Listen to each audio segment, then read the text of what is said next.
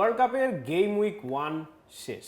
আমরা মোটামুটি দেখতে পাচ্ছি যে প্রত্যেকটা গ্রুপে এখন একটা শেপ আসা শুরু করছে। ব্রাজিলের ম্যাচটা আজকে হয়ে গেল, সেটা নিয়ে কথা বলবো।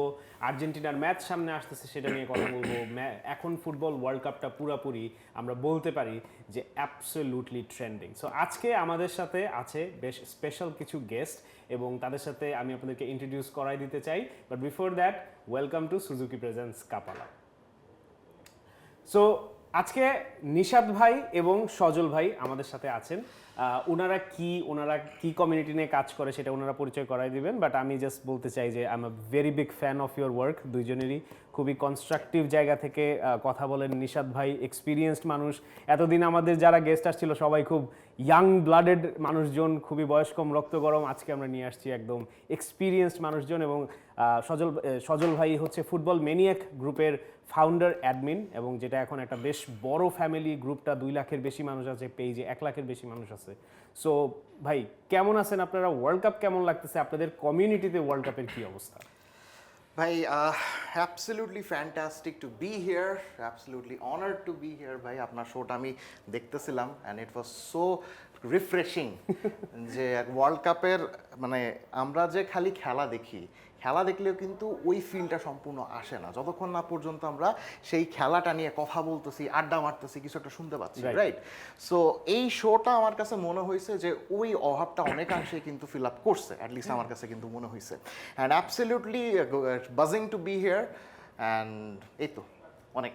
সজল ভাই, ফার্স্ট অফ অল আপনার সাথে আমার প্রথম দেখা আজকে। সো ফুটবল মেনিয়াক একটা খুবই প্রমিনেন্ট গ্রুপ। সো আপনার জায়গা থেকে how are you feeling being here today, আর ওভারঅল আপনার কমিউনিটিতে কিরকম ফুটবল? অ্যাকচুয়ালি আমাদের গ্রুপটার জার্নি তো এখন প্রায় 12 বছর চলছে। তো আমরা গ্রুপটা যখন স্টার্ট করি তখন বাংলাদেশের ফুটবল ফ্যান বেসটা আসলে এতটা বড় ছিল না যেটা এখন হয়েছে। মানে তখন একটা গ্রুপে 30K মেম্বার থাকা মানে বিশাল গ্রুপ, অনেক বিশাল ব্যাপার। তো এখন দেখলাম যে মানে একটা ক্লাব ফুটবল যে কালচারটা, এই কালচারটা এখন ম্যাচিওর হচ্ছে ধীরে ধীরে। এবং আমাদের গ্রুপের যে ব্যাপারটা, আমাদের গ্রুপ তো প্রতি বছর ইউসিএল শেষ দিকে খুব উত্তাল থাকে, তো সিজনাল ফ্যান একটু কম আমাদের গ্রুপে। এবং আমরা আর কি সত্যি কথা বলতে মেনটেন করার চেষ্টা করি একটা রেশিও, যেন যেটা হয় গ্রুপের কনসিস্টেন্সি যেন আর কি কোনোভাবে ইম্প্যাক্ট না হয়, কোয়ালিটিটা ফিক্সড রাখা, এটা আমাদের একটা পারপাস।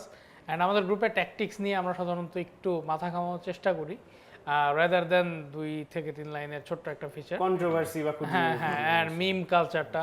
কারণ মানে মাঝখানে আমরা মিম অ্যালাউ করছিলাম, তো দেখি যে মারামারি লেগেছে, আউট অফ কন্ট্রোল হয়ে যাচ্ছে, কন্ট্রোল করা যায় না, কারণ গ্রুপ যেহেতু বড়, সো অ্যাডমিনরা কন্ট্রোল করতে সক্ষম হয় না। অ্যান্ড ধরেন আপনি খেলা দেখতেছেন, ম্যাচ টাইমে 50-60টা পোস্ট মিমই শুধু আসবে, শুধু লাইভ রিঅ্যাকশন, এগুলো অ্যাপ্রুভ করবো না, এইটা একটা প্রেশার। তো এই জন্য মিম আমরা অফ রাখছি এখন। এই জন্য বলবো যে কিছু ভাইব আমরা মিস করতেছি, যে ব্যান্টারিং, এটা আমরা একটু মিস করতেছি।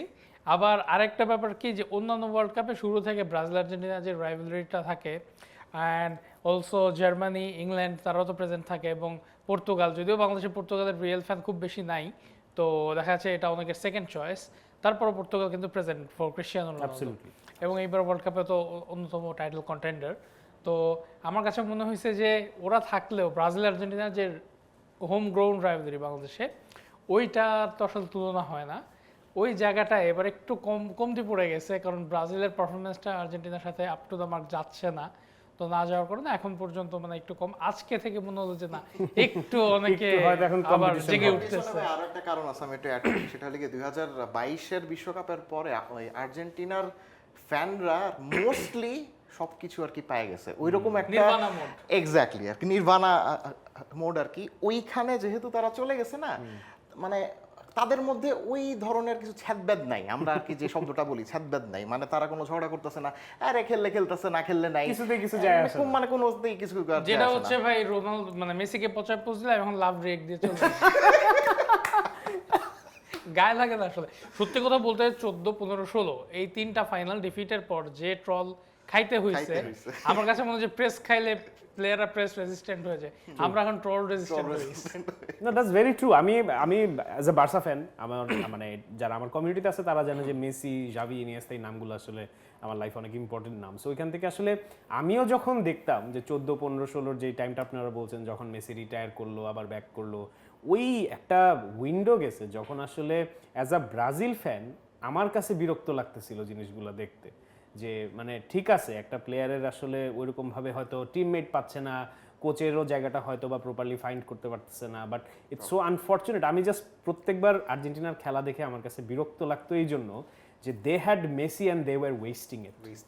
সো ওই জায়গা থেকে আই ফিল রিয়েলি গ্ল্যাড। এবং আপনারা হেলায় ফেলায় নিচ্ছেন ব্রাজিলকে, বাট এই জায়গাটাতে আমি কোয়েশ্চেনটা করতাম এখন যে আমরা যেই খেলাটা হয়ে গেল, যে খেলাটা আমরা দেখলাম, ব্রাজিল 3-0 গোলে জিতলো, ফার্স্ট হাফে বেশ কনভিন্সিং একটা পারফরমেন্সই আমি ছিল বলবো। সো ওই জায়গা থেকে আপনারা দুইজন আর্জেন্টিনা ফ্যান, কেমন দেখলেন ব্রাজিলের সেকেন্ড ম্যাচটা? এবং প্রথম ম্যাচ থেকে সেকেন্ড ম্যাচে আমি মূলত জানতে চাই যেটা, যে ইমপ্রুভমেন্টের জায়গাগুলো কোনগুলা সবচেয়ে বেশি চোখে পড়ছে? আচ্ছা ভাই, আমি স্টার্ট করি ভাই। ব্রাজিলের খেলা সেকেন্ড ম্যাচ আজকে আমরা দেখলাম। সেকেন্ড ম্যাচে তাদের ফার্স্ট ম্যাচ থেকে মাচ ইমপ্রুভড, এটা একদম কোনো সন্দেহ নাই। তবে এটাও আমাদের কিন্তু মাথায় রাখতে হবে যে হাইতি কিন্তু অত বেশি স্ট্রং কোনো অপোনেন্ট না। বাট কিছু কিছু ক্ষেত্রে এই জিনিসটা আমাদেরকে মাথায় রাখতে হবে যে অপোনেন্ট যাই হোক না কেন, at the end of the day আপনার ওই কম্বিনেশনটা কিন্তু ম্যাটার করে। ব্রাজিলের মেইন সমস্যা যেটাতে হচ্ছিল, এটা কিন্তু অপোনেন্ট ফ্যাক্টর না, ফ্যাক্টর হলো তারা তাদের ওই প্রপার কম্বিনেশনটা পাচ্ছিল না। আমরা জানি যে বিশ্বকাপের আগে থেকে ব্রাজিলের অনেক ইম্পর্টেন্ট খেলোয়াড় কিন্তু ইনজুরির কারণে হোক, যে কারণে হোক না কেন, চান্স পায় না। আমরা যদি এস্তেভাওকে যদি বলি, আমরা যদি এদের মিলিতাওকে যদি বলি, ওদের পুরা রাইট সাইড কমপ্লিটলি নন এক্সিস্টেন্ট। সো ওইখান থেকে কার্লো অ্যানচেলোত্তি প্রপার কম্বিনেশনটা কিভাবে বের করে আনবেন, এমন একটা কম্বিনেশন যেটা থেকে কিনা ভিনিসিয়াস জুনিয়রের মতো একজন স্টারকে আপনি সেভাবে ইউটিলাইজ করতে পারেন, সেটা সবচেয়ে বড় challenge rather than any kind of opponent. So সেই দিক থেকে যদি আমরা মানে চিন্তা করি, মরক্কোর এগেনস্টে কমপ্লিটলি ব্রাজিল ওয়াজ ব্ল্যান্ড, এটা নিয়ে কোনো সন্দেহ নাই আই গেস। কিন্তু আজকে সকালবেলা যে জিনিসটা আমরা দেখলাম, উনি কিছু কিছু চেঞ্জ এনেছেন। লাইক মানে স্ট্রাইকারের দিকে যদি আমরা তাকাই, স্ট্রাইকারের কিন্তু ইগোর থিয়াগোর জায়গায় আজকে ম্যাথিউস কুনিয়া ছিল, অ্যান্ড হি ওয়াজ ফ্যান্টাস্টিক। এখন এর মধ্যেও কিন্তু একটা ইন্টারেস্টিং জিনিস আছে, এই ম্যাচে ম্যাথিউস কুনিয়া কিন্তু হি ওয়াজ নট আ প্রফেশনাল, ওই নাম্বার 9 কিন্তু সে ছিল না, আউট অ্যান্ড আউট কিন্তু নাম্বার 9 সে ছিল না, সে একটু কিন্তু নিচে নেমে খেলছে, হি ওয়াজ ফলস 9 আমরা যে জিনিসটাকে আর কি বলি, অ্যান্ড হি ওয়াজ ফ্যান্টাস্টিক। এই রোলে সে যে ওই লেভেলের শাইন করতে পারবে আমি ব্যক্তিগতভাবে একটু কনফিউজড ছিলাম, বাট আজকের ম্যাচটা দেখে মনে হয়েছে যে না, অপোনেন্ট যাই হোক না কেন তার অন্তত সেই সামর্থ্যটা আছে। So that was fantastic staff. And এই ম্যাচের আগেও কিছু কিছু জিনিসপত্র আমরা দেখছিলাম যে কোচ কার্লো অ্যানচেলোত্তি খুব সম্ভবত স্কোয়াডের যারা সিনিয়র মেম্বার আছেন, লাইক কাসেমিরো বা দানিলো, তাদের উপরে আস্থা রাখতে চাইছেন, এরকম আমরা কিন্তু শুনছিলাম। সো আজকের ম্যাচের মধ্যেও সেই জিনিসটাই কিন্তু দেখলাম। Casemiro was a fantastic leader, in that case দানিলোও ডান দিক থেকে মানে ফ্যান্টাস্টিক খেলছে। ম্যাথিউস কুনিয়ার কথা যেহেতু বললাম, you have to mention the names of Lucas Paqueta and Bruno Guimaraes. তারাও কিন্তু ওই মিডফিল্ডের জোনগুলোকে স্ট্রং মানে তারা রাখছে, যে কারণে কিন্তু মানে ভিনিসিয়াস বা কুনিয়া সামনে থেকে শাইন করতে পারছিল। একটা জিনিস না বললেই নয়, ব্রাজিলের মিডফিল্ডের কন্ট্রোল আই গেস আরেকটু বাড়াইতে হবে, না হলে আস্তে আস্তে যখন অপোনেন্ট যখন স্ট্রং হবে, তারা যেহেতু এখনও অত বেশি কন্ট্রোল করতে পারতেছে না, that might cause attention. Absolutely. Sajal ভাই, আপনার কাছ থেকে জানতে চাবো। আমি ভাই বলবো যে মরক্কোর সঙ্গে তো আসলে হাইতির তুলনা করাটা একটু কঠিন, ডেফিনেটলি বাস্তব তুলনা হয় না আসলে, হয় না। দ্বিতীয়ত হচ্ছে ব্রাজিল যে জায়গাটায় সাফার করবে বা করার সম্ভাবনা বেশি, ওই জায়গাটা হচ্ছে হাইতির দুর্বলতা। Like they can control mids, they can press with such organisation that modern teams do, right? ঠিক আছে। তো এই যে ব্যাপারটা, এই ব্যাপারটার গ্যাপটা আজকে সবচেয়ে বেশি স্পষ্ট হয়েছে। ধরেন কুনিয়া কি করলো আজকে, দুই defence line and midfield line, দুইটা লাইনের মাঝখানে পজিশন নিল, ফলস লাইনে খেললো। ফলস লাইনে খেলে বারবার কি করছে, হাফ স্পেসগুলো ওপেন করে দিতেছে। ফার্স্ট হাফে পুরোটা সময় এই ঘটনাটা ঘটছে। এখন আমরা যেটা দেখব যে ফলস লাইন কখন প্রেশারাইজড হয়, যখন আপনার ডিফেন্স অ্যান্ড মিডফিল্ড দুইটা লাইন কম্প্রেসড হয়ে আসে, মাঝখানে বিটুইন দ্য লাইন্স পাস খেলার জায়গা থাকে না। হ্যাঁ, তো হাইতি দেখবেন, হাইতির ডিফেন্সিভ যে ব্যাকলাইনের কোনো শেপই থাকে না কখনো।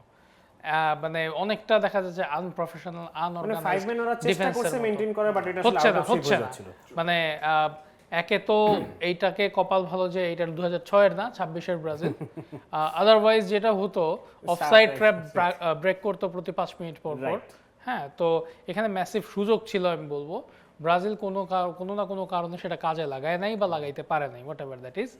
অ্যান্ড মনে হয় রাফিনিয়া যদি শেষ পর্যন্ত খেলতো তাহলে এই ব্যাপারগুলো সেকেন্ড হাফে এক্সপ্লয়েট করার সুযোগ ছিল, কিন্তু সে মাঝখানে উঠে যাওয়ার কারণে এই সুযোগটা ওইভাবে কাজে লাগানো যায় নাই, এক নাম্বার। দ্বিতীয়ত হচ্ছে যে ফরওয়ার্ড পাস দেওয়া, এই ফরওয়ার্ড পাস দেওয়ার যে এবিলিটি, এইটা কিন্তু হাইতির মিডফিল্ডারদের খুব লিমিটেড হয়ে গেছে ব্রাজিলের মতো একটা টপ ক্লাস টিমের এগেইনস্টে। যদিও ব্রাজিলের মিডফিল্ডার কেউই তার ক্যারিয়ারের পিক টাইমের ধারে কাছে নাই আসলে, ব্রুনো গুইমারেস বাদে। তো ফলে হয়েছে কি যে ওইটুকু যা ফর্মে আছে সেটা দিয়েই কিন্তু হাই থেকে কম্প্রেস করে ফেলা যাচ্ছে এবং ওরা ওদের খেলাটা খেলতে পারছে না। নেক্সট যে ব্যাপারটা সেইটা হচ্ছে জাঙ্ক পজেশন।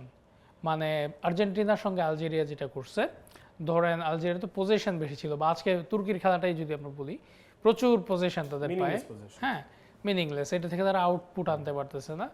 ব্রাজিলের সেকেন্ড হাফের খেলাটা কিন্তু অনেকটা এরকমই ছিল, রাইট, অ্যাবসলিউটলি। তো দিস আর মাই পয়েন্টস। আমরা ভাই ব্রাজিলের খুবই একটা, আমি বলবো যে ব্রিলিয়ান্ট ডাইসেকশন পাইছি, যেটা ভাই বলেন আমি একদম ফুললি এগ্রি করি যে ব্রাজিলের কিন্তু এখন কোনো প্লেয়ারই ওইরকমভাবে পিক ফর্মের ধারে কাছেও নাই। Vinicius didn't have a very good season, রাফিনিয়ার আগের সিজনটা খুব ভালো গেছে, বাট ওভারঅল পুরো টিমটার মধ্যে আসলে কোনো প্লেয়ারই এরকম নাই যে at the peak of their পাওয়ার।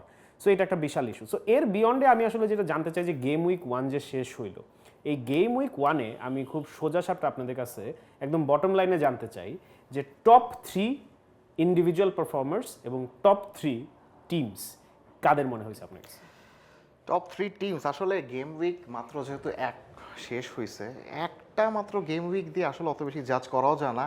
এমনও হইতে পারে আমি এখন একটা মানে টিমের নাম বা একটা খেলোয়াড়ের নাম আমি বললাম, সে হয়তো বা নেক্সট ম্যাচে জঘন্য খেললো, তখন সে বললো যে ভাই আপনি তো বলছিলেন যে এটা হবে, এটা তো কিছু হয় নাই। এই জিনিসগুলো অনেক রিস্কি, এই জন্য আমি সাধারণত এটাতে যাই না। বাট স্টিল আমার কাছে যেটা মনে হচ্ছে টপ টিমের কথা যদি বলি, অফকোর্স নাম্বার 1-এ আর্জেন্টিনা, এটা নিয়ে আই গেস কোনো তেমন সন্দেহ থাকার কথা না, তারা যেভাবে খেলছে। অ্যান্ড বেস্ট টিমের তালিকায় আমি এরপরে রাখবো আমেরিকা। তারা হলে গিয়ে স্বাগতিক দলের অলরেডি তারা 2টা ম্যাচ খেলে ফেলছে এবং 2 ম্যাচেই they have been very dominant, এটা নিয়ে কোনো সন্দেহ নাই। The way they are playing, the way they are pressing and all is fantastic, এটা নিয়ে কোনো সন্দেহ নাই। সো ওদেরকে আমি রাখবো। And number 3 of course you will have to keep Germany. যে দল 7টা গোল করছে আসলে তাদেরকে না রাখাটা একটা হয়ে যায়, হ্যাঁ যার সাথেই করুক না কেন, অফকোর্স যার সাথেই করুক না কেন। সো আমি অফকোর্স মানে এই টিমটাকে রাখবো। অ্যান্ড বেস্ট প্লেয়ারের তালিকা যদি বলি, আমি অফকোর্স ওই লিস্টের মধ্যে নাম্বার 1-এ রাখবো লিওনেল মেসি অফকোর্স। নাম্বার 2 এর মধ্যে আমি ইউএসের একটা খেলোয়াড়কে রাখতে চাই, দ্যাট ইজ টাইলার অ্যাডামস। এই 2 ম্যাচে তার midfield performance has been supreme and very crucial, because তার খেলা বোর্নমাউথের হয়ে আমার দেখা হয়, সে কিন্তু এত ডিসাইসিভ লেভেলের পারফরমেন্স অলওয়েজ কিন্তু করে না। বাট জাতীয় দলের জার্সির একটা ভার আছে, সেই কারণেই হোক বা এই বিশ্বকাপের আমেজের জন্যই হোক কিনা, he has been playing absolutely great, এটা নিয়ে কোনো সন্দেহ নাই। অ্যান্ড বেস্ট প্লেয়ারের কথা যদি আরেকটা বলতেই হয়, আমি জার্মানির প্লেয়ারের কথা বলবো, ইয়োসুয়া কিমিকের আসলে তিনি ডিফেন্ডার বলা হলেও হি ইজ ভেরি ক্রিয়েটিভ, এটা নিয়ে কোনো সন্দেহ নাই।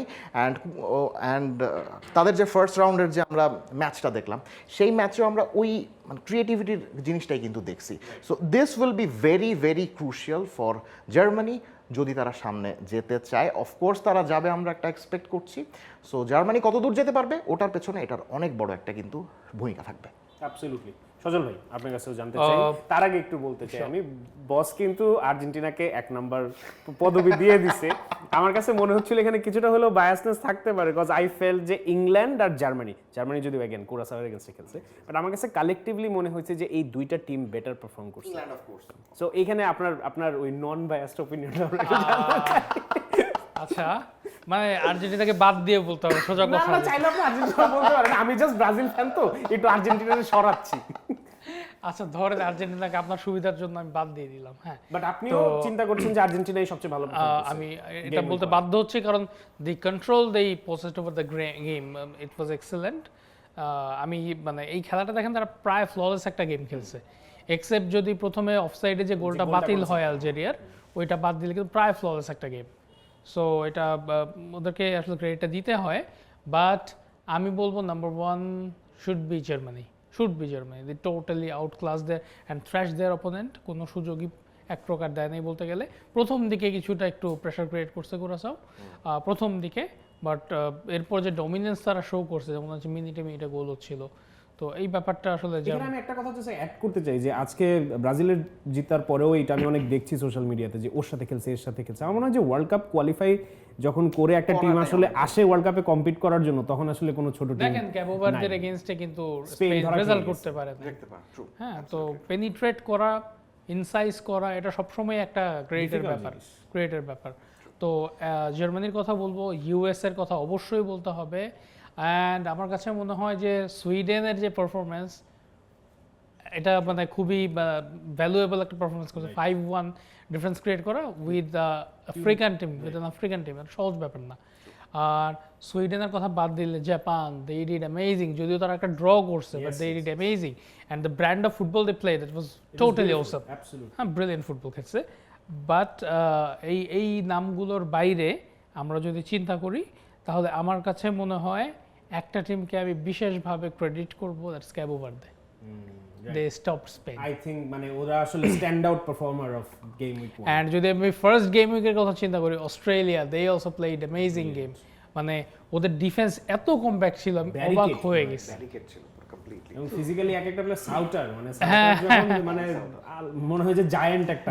প্রবলেম যেটা আমার কাছে লাগতেছিল, ওদের প্রত্যেকটা ডিফেন্ডারই অলমোস্ট 6.5 ফুট, হ্যাঁ, এবং ওরা ওই দিন যে স্ট্রাইকারটাকে খেলাইছে ও মনে হয় 5.5 ফুটও না। মানে জিনিসটা এত বেশি মিসম্যাচ, মানে দেখতেও খারাপ লাগতেছিল যে এগুলো তো আসলে চোখে দেখা জিনিস, যে ভাই দুটা লম্বা লম্বা ডিফেন্ডার আছে, এর এগেইনস্টে আমাকে ওই রকমই একজনকে নামাইতে হবে, না হলে তো সেগুলো কোনো জিততে পারবে না। 6'4'1" এক্স্যাক্টলি, মানে আনবিলিভেবল জিনিস। সো সজল ভাই, প্লেয়ারের কথা কুইকলি যদি বলেন, টপ 3 প্লেয়ার। এটা ভাই আসলে বলা অনেক কঠিন। লিও মেসির নাম চলে আসবে, এটা বলে লাভ নাই। আপনি বললে আমি বলবো যে Leo Messi number 1, absolutely hat trick perform করছে। well.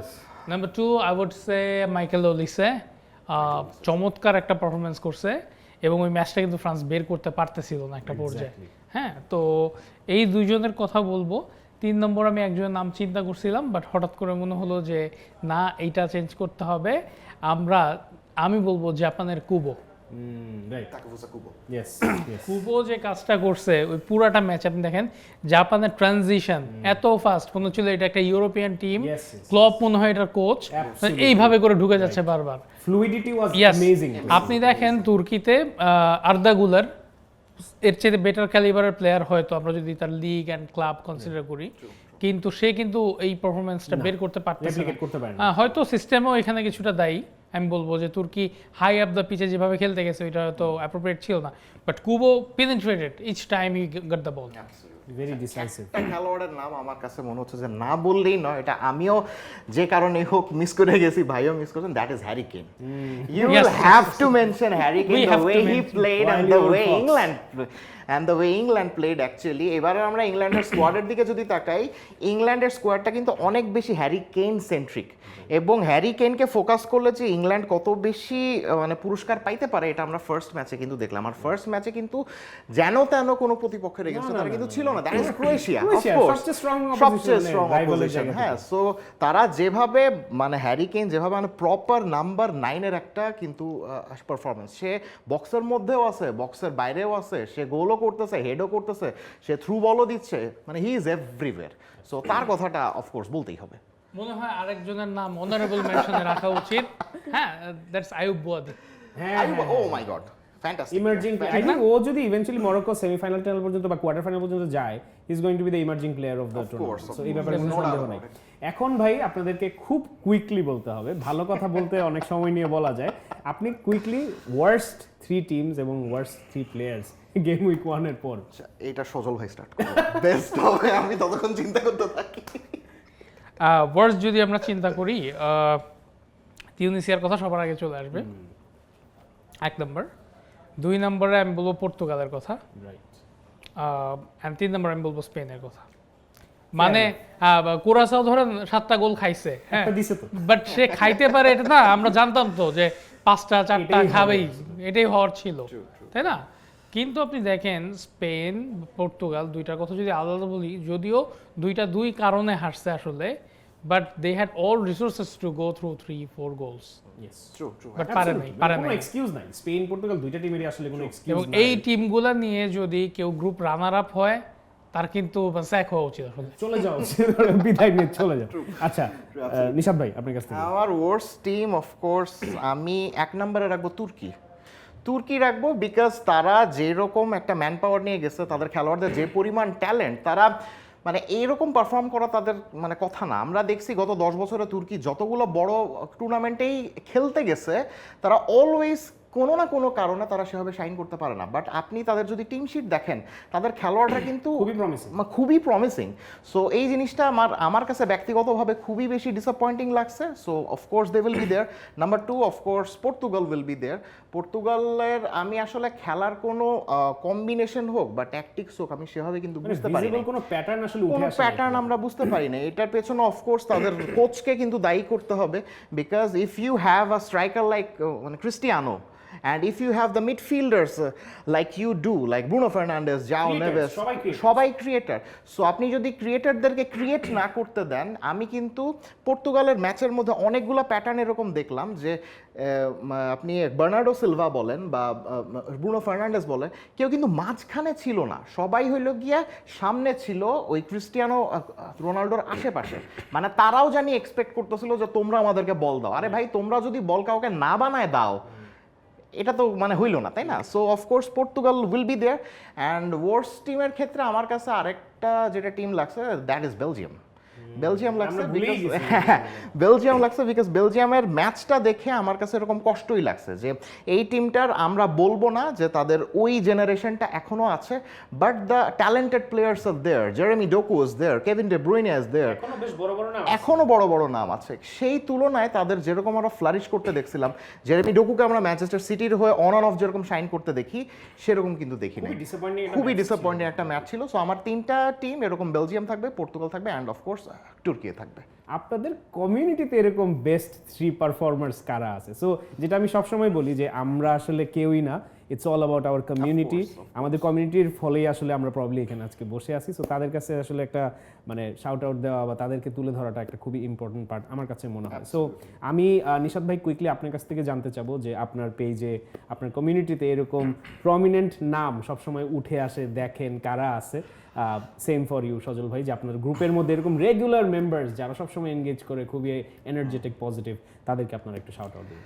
আমার পেজে ভাই, আমার পেজটা অনেক বছরের, কিন্তু আমি কখনো সেভাবে কিন্তু রেগুলার ছিলাম না। আমি গত 1 বছর বা সোয়া 1 বছর হবে একটু আর কি রেগুলার হয়েছি এই জন্য। এবং আমি যে রেগুলার হওয়ার সাহসটা পাইছি, that all because of my, আমি ফ্যান্স বলবো না, আমি পেজটা আসলে আর কি বানাইছি সেরকম যে ভাই 9টা 5টা চাকরি করি, চাকরির বাইরে আমার কিছু একটা বলতে হবে। আমি যে খেলা দেখতেছি, I need to share this. So কাদের সাথে আমি আর কি শেয়ার করবো, দোজ আর মাই বাডিজ। এর মধ্যে সাইহাম ভাই আছেন, এর মধ্যে ইয়াকুব ভাই আছেন, শাহজামাল ভাই আছেন, এর মধ্যে মানে রাহাত ভাই আছেন। অল আর ফ্যান্টাস্টিক। মানে আমি আমার কমিউনিটি নিয়ে অ্যাকচুয়ালি প্রাউড ভাই, যে অত বেশি কোনো গালাগালি নাই, অত বেশি কোনো নাই, সবাই কনস্ট্রাকটিভ একটা ডিসকাশন চাই। আমি জানি আমি অ্যাটলিস্ট আরও 20-30 জনের নাম আমি আর কি মিস করছি, আমার মাথায় ফার্স্টে যাদের নাম আসছে আমি তাদেরকেই বললাম। সো মানে আমরা যে একটা শব্দ যে আর কি বলি না যে গোট, আমি বলবো যে these are the goats of my page, that's it. Sajal ভাই আপনার কাছ থেকে জানতে চাবো। ভাই সত্যি কথা বলতে ফুটবল ম্যানেক্সের জার্নিটা অনেকদিন হওয়ার কারণে একদম শুরু থেকে এখন পর্যন্ত গ্রুপে যারা সময় দিয়েছেন, আবার অনেকে আগে অ্যাক্টিভ ছিলেন, এখন গ্রুপে অ্যাক্টিভ নাই কিন্তু সবার মধ্যে বিচরণ করেন অ্যাকচুয়ালি, এইরকম কয়েকজন সিনিয়র আমাদের ছিল। আমরা তাদেরকে প্রথমেই স্মরণ করব, সেটা হচ্ছে আমাদের গ্রুপের মাসুম ভাই, জনি ভাই এবং অভি ভাই, শোভন ভাই, তাদেরকে আমি প্রথমেই স্মরণ করছি। অ্যাজ ওয়েল এখন গ্রুপে সবচাইতে প্রমিনেন্ট এবং অ্যাক্টিভ অ্যাডমিন যারা আছে তাদের কথা বলতে হয়, আমি হাসিবের কথা বলবো, Hasibul Islam Jihad, and later on Aminul Apurba, Al Muhiferdous, Sajjad Saju এবং কামরুন নাহারি ভা, ওদের কথা আমি বলবো যে they are just keeping the group warm and fresh live, right? Alright, so আমি এখন আপনাদেরকে আমার কমিউনিটি থেকে আজকের খেলা এবং ওভারঅল লাস্ট কয়েকটা খেলা নিয়ে কিছু কোয়েশ্চেন থেকে আমি দুটো কোয়েশ্চেন আপনাদের কাছে রাখতে চাই। একটা হচ্ছে কিছুটা পর্তুগাল কিছুটা আর্জেন্টিনা মিলিত একটা কোয়েশ্চেন। সো আল ফারুক আফ্রিদি ভাই জিজ্ঞেস করছে যে 39 বছর বয়সের মেসির উপর যদি লিওনেল স্কালোনি ভরসা করতে পারেন, তাহলে রোনালদোর উপর কেন রবার্তো মার্টিনেজ ভরসা করতে পারবে না? প্রথমত হচ্ছে যে রোনালদো অ্যান্ড মেসি দের very different type of players, মানে কম্প্যারিজন আসলে দুজনের মধ্যে হওয়া উচিত না due to the traits, individual traits. Messi তার ক্যারিয়ার শুরুর দিক থেকেই কিন্তু সে ভেতরে ঢোকা প্লেয়ার ছিল এবং প্লে মেকিং ইনভলভ ছিল, দুইটা ব্যাপার। রোনালদো ছিল হচ্ছে ওয়াইড এরিয়া থেকে প্রচণ্ড স্পিডে সে স্প্রিন্ট করবে এবং তারপর সে কাটিং করবে অনেক উপরে গিয়ে। মেসি কিন্তু কাট করতো যে অ্যাঙ্গেলে, রোনালদো কিন্তু তার চেয়ে বেশি ডাইরেক্ট অ্যাঙ্গেলের প্লেয়ার ছিল সবসময়। অ্যান্ড দ্বিতীয়ত হচ্ছে তাদের স্ট্রেংথের জায়গাটা ডিফারেন্ট, একজনের হচ্ছে ড্রিবলিং অ্যান্ড কি পাস, থ্রু পাস, আর আরেকজনের জায়গা হচ্ছে সেট পিস অ্যান্ড স্পিড। এই দুইটা যে ব্যাপার, রোনালদোকে ড্রিবলার বলা হইতো কোনো একটা সময়ে, ওইটা এখন আসলে একটু বিস্তৃত হয়ে গেছে অনেকে। আই থিং ইউনাইটেড ডেজে সবচেয়ে বেশি ওটা হ্যাঁ হ্যাঁ, তো ওই সময়টাতেও আসলে দেখা গেছে যে সে কিন্তু ড্রিবলিং ডিপেন্ডেন্ট ছিল না, বরঞ্চ ইউনাইটেড তার ড্রিবলিং এর চাইতে তার লং রেঞ্জ শুটিং এটা অনেক ফেমাস ছিল সত্যি কথা বলতে। তো free kicks of yes, free kicks ওই সময় এভাবে ফ্রি কিক আসলে কেউ দিত না, ইভেন মেসিও। নাকল বলতো আসলে জন্মই দিল। হ্যাঁ হ্যাঁ, তো এই যে ব্যাপারটা এরপর সময়ের সঙ্গে সঙ্গে হয়েছে কি দুজনই ইভলভ করছে। এখন ইভলভ করতে গিয়ে যে ব্যাপারটা হয়েছে, মেসির যে স্কিল সেট ওইটা কিন্তু ফুটবল ইন্টেলিজেন্স ডিপেন্ডেন্ট, আর রোনালদোর যে স্কিল সেট এটা ফিজিক ডিপেন্ডেন্ট। কারণ গোল স্কোরিং এর ক্ষেত্রে আপনার রিফ্লেকশন টাইম 0.1 সেকেন্ড কমে যাওয়া অনেক কিছু, তাই না? অ্যান্ড মেসির ক্ষেত্রে যে ব্যাপারটা, সে তো ততটা রান করবে না, সে কি করবে, আগে সে 30 মিটার আগে থেকে একটা পাস দিত, এখন সে 30 মিটার দূর থেকে ওই পাসটা দিয়ে দিবে। হ্যাঁ, সো দুইজনের কিন্তু এজিংটা ডিফারেন্টলি হয়েছে। অ্যান্ড দ্বিতীয়ত আমি বলবো যে দেখেন আফটার 2021 আর 22 রোনালদো কিন্তু মানে ইউরোপিয়ান ফুটবলে খুব ডিজায়ার্ড কোনো ফিগার না, প্র্যাকটিক্যাল যদি আমি বলি। ম্যানচেস্টার ইউনাইটেড থেকে তার যে এক্সিট সেটা সম্মানজনক হয় নাই, অ্যান্ড ইউভেন্টাসও একটা পর্যায়ে তার উপরে অনেকে অসন্তুষ্ট ছিল শেষ দিকটাতে। সে তার প্রাইম টাইম রিয়াল মাদ্রিদে রেখে আসছে, এবং এরপর যে ব্যাপারটা ঘটছে, একজন টপ ফিনিশারের যে ডিক্লাইনটা হওয়ার কথা, ওই ডিক্লাইনটা রোনালদোর হইছে। That's just a natural thing.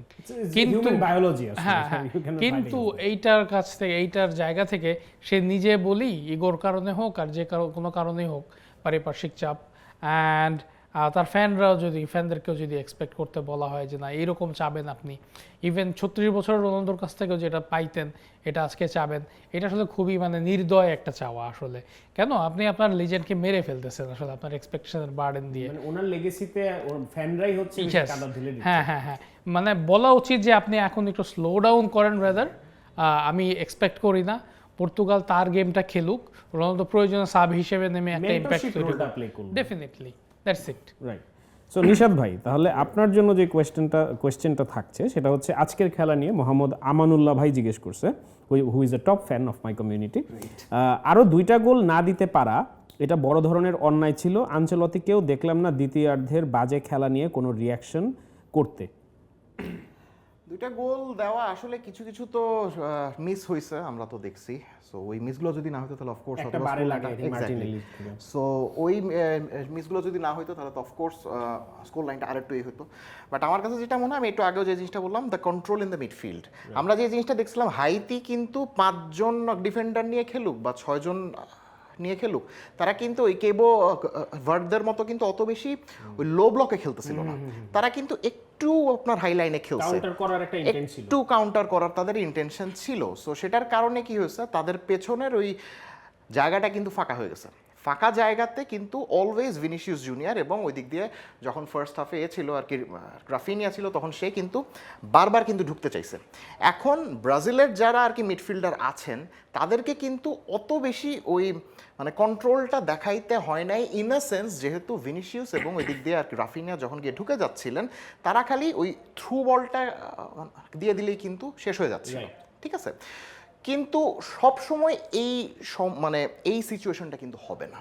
আপনাকে কখনো কখনো এমনও কিছু সিচুয়েশন আসবে, আপনাকে একটু থামতে হবে, একটু দেখতে হবে যে কি হচ্ছে না হচ্ছে। 10 সেকেন্ড হোক বা 5 সেকেন্ড হোক বা অ্যাটলিস্ট 3 সেকেন্ড হোক, আমি একটু দেখবো, একটু কন্ট্রোল করব। এই জিনিসটা কিন্তু ব্রাজিলের মিডফিল্ডের মধ্যে এখনও দেখি নাই, আশা করতেছি দেখব। সো ওইটা যদি হয়, আরও একটু কম্প্যাক্টনেসটা যদি বাড়ে, তাহলে এক্সপেক্ট করতেছি যে ব্রাজিলের মানে খেলার মধ্যে গোল সংখ্যা হোক বা রেজাল্ট হোক, আরও বেশি শাইন করবে। পারফেক্ট। সো ভাই আমি চাই মানে আমি পারলে এই আড্ডাটা আরও 1 ঘন্টা করতাম, খুবই ভালো লাগতেছিল, খুবই কনস্ট্রাকটিভ, খুবই ফ্রুটফুল ডিসকাশন। সো আমার আপনাদেরকে ছেড়ে দিতে হবে, এবং তার আগে আমি বেসিক্যালি আপনাদের কাছ থেকে খুব কুইকলি 5টা প্রেডিকশন জানতে চাই। খুবই সিম্পল, কোনো ব্যাখ্যা না, একদম direct, put your money where your mouth is, এবং champion, runners up, golden ball, golden boot, golden gloves. খুব সহজ 5টা প্রেডিকশন, এক কথায় বলে দেন। সজল ভাই, আপনার থেকে শুরু করি, অনেক চিন্তা করতেছেন মনে হচ্ছে। অন এয়ারে এসে এটা বলা খুবই বিপজ্জনক ব্যাপার আসলে। নিশাদ ভাই, ব্রেস ইয়োরসেলফ। প্রথমত চ্যাম্পিয়ন হিসেবে, যেহেতু আমি আর্জেন্টিনা ফ্যান, আমি আর্জেন্টিনাকেই এখন পর্যন্ত চ্যাম্পিয়ন ক্যান্ডিডেট কন্টেন্ডার মনে করতেছি, অ্যান্ড খেলা দেখেও আমার তাই মনে হচ্ছে। Number 1। Number 2, runners up France again, এখন পর্যন্ত যা দেখলাম তার উপরে বলতেছি। 2022 রিম্যাচ, মোটামুটি একটা রিম্যাচ আমি এক্সপেক্ট করতেছি। If not France, there should be England. হ্যাঁ, এখন ফিক্সচারের চক্করে পড়ে যদি দেখা যায় ইংল্যান্ড আগে আউট হয়ে গেছে বা আর্জেন্টিনা আগে আউট হয়ে গেছে, that may happen, what ever, but second পজিশনে আসার মতো স্ট্রেংথ ইংল্যান্ড শো করতেছে। ওকে, এরপর হচ্ছে golden ball, golden boot and golden gloves. Golden বলের কথা যদি বলতে হয়, আমি বলবো হ্যারি কেইনের খুব ভালো চান্স আছে, মাইকেল ওলিসেরও খুব ভালো চান্স আছে, and Lionel Messi also have the same chance. I will still go for Lionel Messi. Number 1, Golden Boot. I will go for, there are 2 well-performing players. I will again go for Leo Messi, but ফ্রান্সের যদি মানে France যদি বেশি proceed করে, সত্যি কথা বলতে এই ওয়ার্ল্ড কাপে সেই গোল্ডেন বুট জিতবে যে বেশি ম্যাচ খেলবে। ইয়েস, কারণ 8টা ম্যাচের আগে কখনো এত লম্বা টুর্নামেন্ট হয় নাই। সো সেদিক থেকে আসলে ফ্রান্সের চান্স এখনো বেশি। এমবাপ্পে অ্যান্ড মেসির মধ্যে যে কেউ একজন জিতবে সম্ভবত। অ্যান্ড গোল্ডেন গ্লাভস, এইটা বলা এবারে আরও কঠিন। সত্যি কথা বলতে যে ডিফেন্স খুব বেশি কম্প্যাক্ট, তার গোলকিপার কিন্তু গোল্ডেন গ্লাভস কমই জেতা হয় আসলে। সো এইটা বলা এখন পর্যন্ত আমার কাছে মনে হচ্ছে যে খুবই কঠিন। তবুও আমি বলবো যে জর্ডান পিকফোর্ড হ্যাজ আ, সেই হিসেবে ব্রাজিল বলতে পারেন। ব্রাজিলের, হ্যাঁ, Alisson. I hope Alisson is a good shot. Nishad ভাই, আপনার কাছে কুইকলি জানবো। আচ্ছা, আমি অত বেশি এক্সপ্লেনেশনে যাব না, যেটা আপনি বলছেন ভাই। আমি আগেই সবাইকে একটু জানাই রাখি ভাই, আমি মাফ চেয়ে নিছি। হ্যাঁ, এই জিনিসটা যা আমার হলো গিয়ে প্রেডিকশনের ভাগ্য অনেক খারাপ ভাই। হ্যাঁ, আমি যা বলি সেটা হয় না সাধারণত, বাট তাও যেহেতু ভাই বলছে, প্লিজ বলুন আর্জেন্টিনা জিতবে। আচ্ছা ঠিক আছে, না সেটা আমি বলবো না ভাই, সেটা বলবো না, যেহেতু ভাই অলরেডি বলে ফেলছে। আমার কাছে অলওয়েজ যেটা আর কি মনে হয়েছে, আমি কয়েকদিন আগেও একটা শোতে এই জিনিসটা বলছিলাম, ভাই যেটা বললেন যে 2022 ওয়ার্ল্ড কাপের এইটাই হচ্ছে আর কি, যে একই রেজাল্ট হচ্ছে আর্জেন্টিনা ফ্রান্স। আমিও সেটাই বলবো, but this time France will be the winners, but Argentina হবে না। এবং ফ্রান্সকে যে আমি উইনার্স বলতেছি, আমাকে একটু একটু করে কিন্তু মানে গুতা দিচ্ছে স্পেন, বিকজ আমার কাছে মনে হচ্ছে স্পেন যদি ওদের ডিফেন্স লাইনটা আরেকটু সর্ট আউট করতে পারে, this is a title winning team, there is no doubt about it. Lamine Nico যখন ব্যাক করবে, এক্স্যাক্টলি, ওরা যখন ব্যাক করবে তখন স্পেন আরো বেশি ফ্লারিশ করবে, এটা নিয়ে কোনো সন্দেহ নাই। সো আমার কাছে, আমি অ্যাকচুয়ালি ডিভাইডেড যে চ্যাম্পিয়ন কে হবে এটা নিয়ে, বাট আমার কাছে টিল নাও মনে হচ্ছে ফ্রান্স, অ্যান্ড রানার্স আপ হবে আর্জেন্টিনা, এটা হবে। অ্যান্ড গোল্ডেন বুট, একটু আগে ভাই যে জিনিসটা বলবেন, যে শেষ পর্যন্ত খেলবে তার চান্স অনেক বেশি থাকবে। সো আমার কাছে মনে হচ্ছে এই পুরস্কারটা এবার পেতে পারে হ্যারি কেইন, আমার কাছে মনে হচ্ছে, বিকজ ওদের ট্যাকটিক্সটাই ওই হ্যারি কেইনের উপরে ডিপেন্ডেন্ট। সো তার অনেক বেশি গোল করার চান্স থাকবে, সুযোগ থাকবে, এবং এই পুরস্কারটা কিন্তু জেতার সম্ভাবনা তার সবচেয়ে বেশি থাকবে। Golden ball of course Lionel Messi. আমি আসলে ফার্স্ট রাউন্ডে সে যে খেলা দিছে এবং যেভাবে আসলে খেলা দিছে, এক্সপেক্ট কিন্তু করা যেতেই পারে গোল্ডেন বল হিসাবে তার নাম। অ্যান্ড গোল্ডেন গ্লাভস, আমি ভাইয়ের সঙ্গে একমত, জর্ডান পিকফোর্ড, বিকজ মানে যতগুলো টপ টিম আছে যাদের অতদূর পর্যন্ত যাওয়ার সামর্থ্য রয়েছে, এদের মধ্যে এমিলিয়ানো মার্টিনেজের ফর্ম এখনো যে ওই লেভেলে আছে আমার কাছে একটু মনে হচ্ছে না। সো সেই দিক থেকে চিন্তা করলে অন্যান্য যে কোনো বিগ টিমের থেকে জর্ডান আর Pickford has the chance to win it. Absolutely এবং ফ্যান্টাস্টিক। আরেকটা ব্যাপার অ্যাড করতে হবে মনে হয়, আর্জেন্টিনার ডিফেন্স পেনিট্রেট করা এখন খুবই কঠিন। খুবই কঠিন, সো গোলকিপারের ক্রেডিটটার চাইতে ডিফেন্সের ক্রেডিট এবার বেশি থাকবে। ওদের। Perfect. Thank you so much Sajal ভাই, thank you so much Nishad ভাই, আলাপ করে খুবই ভালো লাগলো। ইনশাল্লাহ আবার কোন একটা এপিসোডে দেখা হইতে যাচ্ছে। ইনশাআল্লাহ। So guys, this was the episode. আমাদের সুজুকি প্রেজেন্স কাপ আলাপ কিন্তু বেশ জমে উঠতেছে ওয়ার্ল্ড কাপের মতোই। আমরা প্রত্যেক এপিসোডে নতুন নতুন চেহারা দেখতেছি, নতুন নতুন কমিউনিটির সাথে পরিচিত হচ্ছি এবং এই পেজটা হোপফুলি আমরা ধরে রাখতে পারবো এই ওয়ার্ল্ড কাপে পারফর্ম করা সব ভালো টিমের মতোই। সো দেখা হবে নেক্সট এপিসোডে, সাথে থাকুন সুজুকি প্রেজেন্স কাপ আলাপে।